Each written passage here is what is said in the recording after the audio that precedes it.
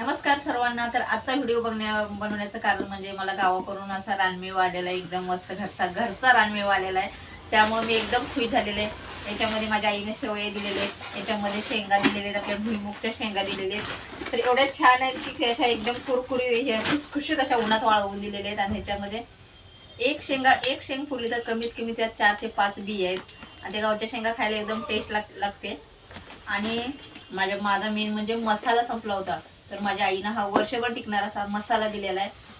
तर त्याच्यासोबत मला चणे दिलेले आहेत खायला, मुलांसाठी ने तुझ्यासाठी ने हे चण्याची डाळ दिलेले।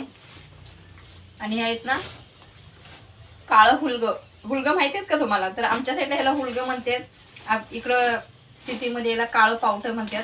तर मी तसं काय हुलगंच म्हणते, कारण आपल्याला कसं आपला लहानपणाची आठवण आहे आपलं हुलगं म्हणजे अजून माझ्या मुलांना पण काही समजत नाही हुलगं म्हणजे काय असतं।